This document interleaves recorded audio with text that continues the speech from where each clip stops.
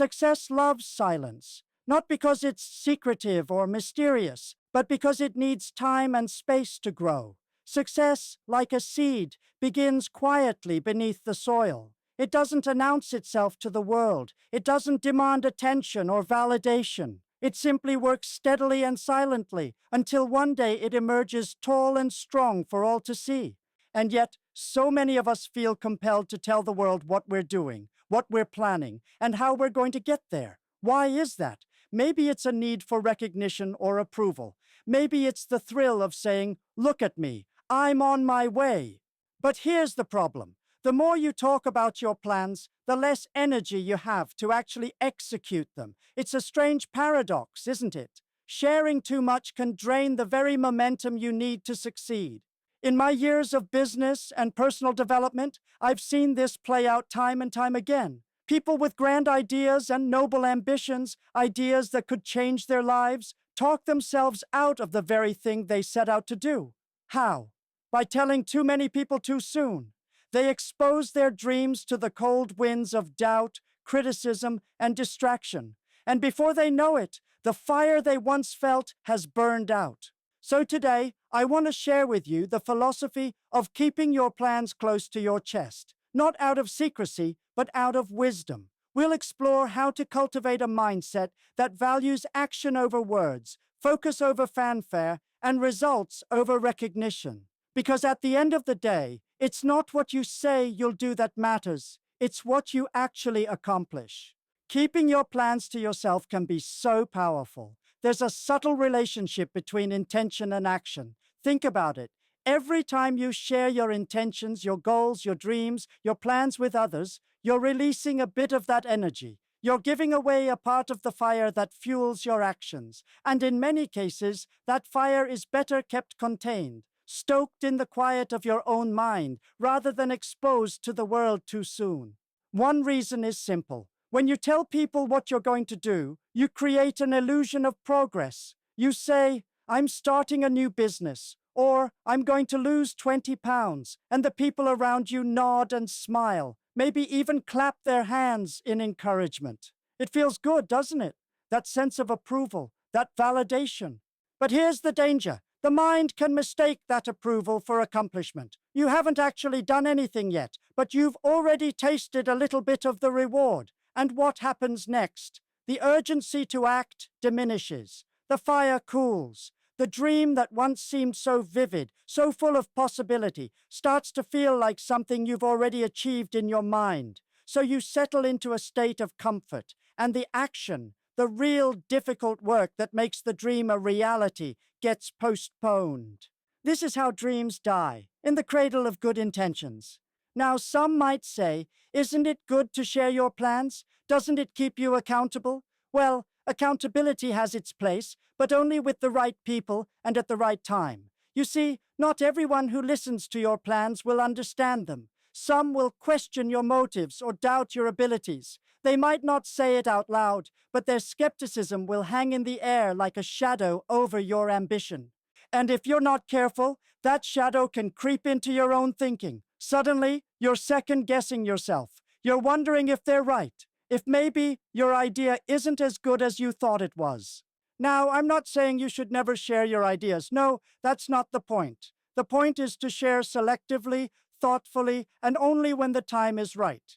You need to protect your vision in its early stages, like a gardener protecting young plants from frost. Share your plans with people who will nurture them, not trample on them. Seek out mentors or close friends who genuinely want to see you succeed. But even then, keep the details to a minimum. Don't let your ideas become a spectacle before they've had a chance to grow. Here's another thing to consider, the element of surprise. There's a certain power in doing the unexpected, in letting your results speak for themselves. Imagine this. You've been quietly working on a project for months, maybe even years. You haven't said a word about it to anyone outside your trusted circle. And then, one day, you unveil it to the world. A finished product, a completed goal, a shining achievement. The impact is far greater than if you'd been talking about it the whole time, dropping hints and previews along the way.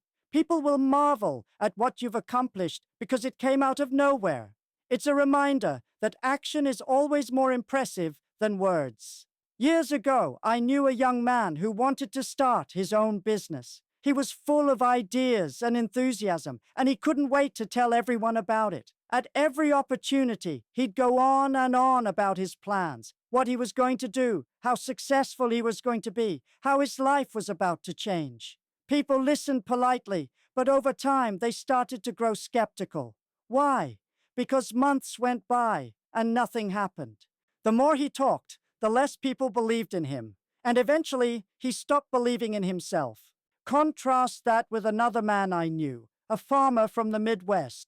He had a vision to turn his small family farm into a thriving enterprise. But instead of talking about it, he simply got to work. He read books, studied successful farmers, and quietly implemented new techniques. He didn't announce his plans. He let his results do the talking. And when the time came to sell his crops, he shocked everyone with the quality and quantity of his harvest. People asked, "How did you do it?" And he simply smiled and said, "By working when no one was watching."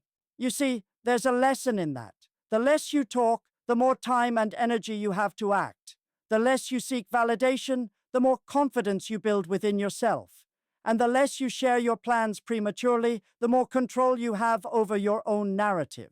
It's not about secrecy. It's about strategy. It's about knowing that your dreams are worth protecting and that your actions will always speak louder than your words. How many times have you shared a plan or a goal with someone, only to feel the motivation slip away afterward? How many times have you let the opinions of others influence your path? These are important questions because they reveal how much power we give away when we speak too soon. But the good news is you can take that power back. You can choose to focus on action, to guard your dreams, and to let your success be the thing that speaks for you. The world is full of noise, isn't it? Opinions, distractions, unsolicited advice. They're everywhere. And when you start sharing your dreams too freely, you're inviting that noise into your life. You're opening the door to criticism, doubt, and even envy. These are forces that can derail even the best-laid plans if you're not careful. Think about it.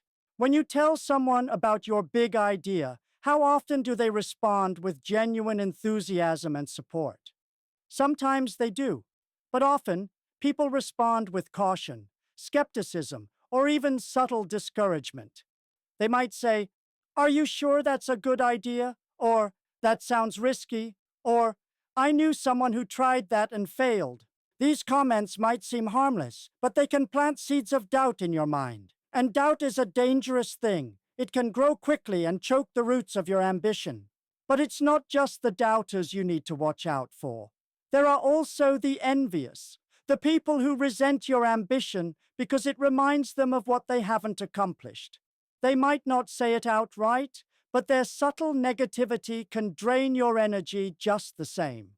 And then there are the well-meaning advisors, the ones who genuinely want to help but end up confusing you with conflicting opinions and unsolicited suggestions. All of this noise can pull you away from your original vision, leaving you scattered and uncertain. That's why discretion is so powerful. When you keep your plans to yourself, you're protecting your focus. You're creating a quiet space where your ideas can grow, free from the interference of others. It's like building a greenhouse for your dreams, a place where they can flourish in the right conditions until they're strong enough to face the elements. It's important to start building momentum. Momentum is a precious thing. It's the forward motion you create when you take consistent, purposeful action towards your goals. And here's the key. Momentum thrives in silence. When you're focused on doing the work rather than talking about the work, you build a rhythm. Each small step you take reinforces the next. And before you know it, you've made significant progress. But when you start talking about your plans prematurely, you disrupt that rhythm. You shift your focus from action to explanation, from doing to justifying. And every moment you spend explaining yourself is a moment you're not moving forward. It's like trying to drive a car while constantly stopping to show people where you're going. You lose speed, and worse, you lose the sense of purpose that comes from staying in motion. I want to share another story with you, one that illustrates the power of momentum and discretion. There was a friend of mine who decided to write a book. It was a lifelong dream, and he was determined to make it happen. But instead of announcing his plans to the world, he quietly set a goal to write 500 words a day. Every day until the book was finished, he didn't tell anyone what he was doing, not even his closest friends. He just worked day after day in silence. Months later, he finally shared it with a small circle of trusted people. Their reaction: pure admiration. They were amazed at what he had accomplished, not just because the book was good, but because he had done it without seeking attention or validation. And when the book was published, it was a success, not because of any grand announcements, but because the work spoke for itself. Now, let me tell you about another friend of mine, someone who was equally passionate about writing, but instead of getting to work, he spent months talking about his plans. He'd call with updates, share outlines, and ask for opinions on every little detail. The more he talked, the less he wrote, and eventually the project fizzled out. Why?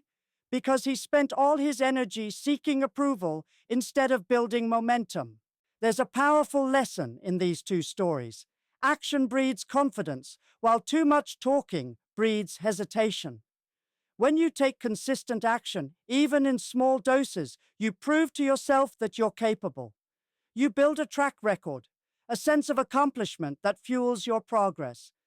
But when you talk too much, you get stuck in the realm of possibilities. What could be, what might be, without ever crossing the bridge to reality. Here's the thing. Some people worry that keeping their plans private makes them seem secretive or aloof. But here's the truth. Discretion isn't about shutting people out. It's about preserving your focus. It's about recognizing that your dreams are precious and that not everyone deserves a front row seat to your journey. Think of it this way. When you're planting a garden, you don't invite the whole neighborhood to walk through the soil before the seeds have sprouted. You protect the ground, you water it carefully, and you wait until the first shoots appear. Only then do you invite others to admire the fruits of your labor. The same principle applies to your goals. By keeping them private, you're not being secretive. You're being strategic. You're giving yourself the space to grow, to learn, and to adapt without the pressure of external expectations. And when the time comes to share your success, it will be all the more powerful because it's backed by real results. So here's a challenge for you. The next time you set a goal, resist the urge to announce it to the world. Instead, channel that energy into action. Write it down, make a plan, and take the first step. Quietly, deliberately, and with full focus. Remember, the goal isn't to impress others with your intentions. It's to impress yourself with your accomplishments.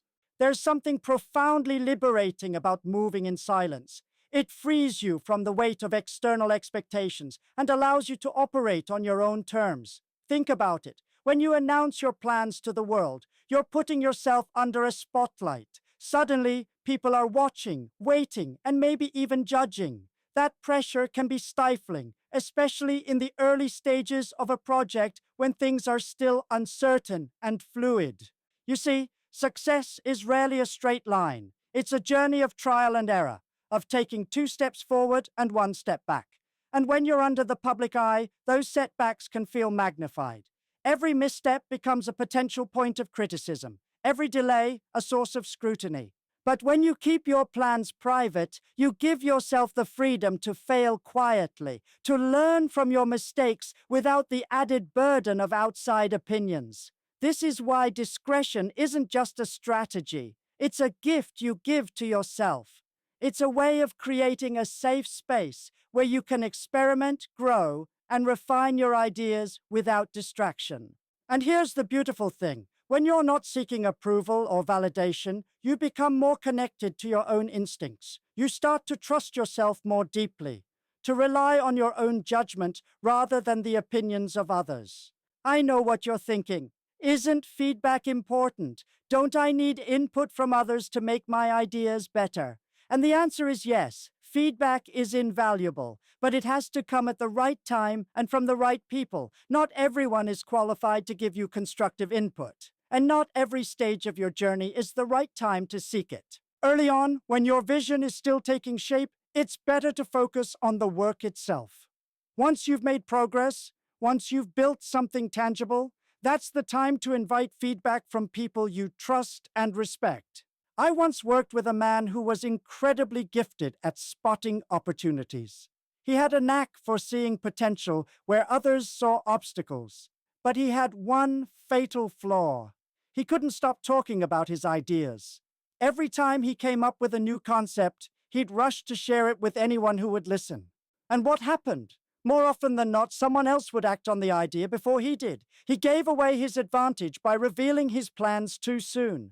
Contrast that with another businessman I knew, a quiet, unassuming fellow who rarely talked about what he was working on. He wasn't flashy or boastful, but he had a remarkable ability to execute. While others were busy talking, he was busy building. And when he unveiled his work, it was always impressive, well thought out, polished, and ready for the world to see. He didn't need to announce his intentions because his results spoke louder than words ever could. This brings us to another key principle. Results are your best advertisement. When you achieve something significant, people will take notice without you having to say a word.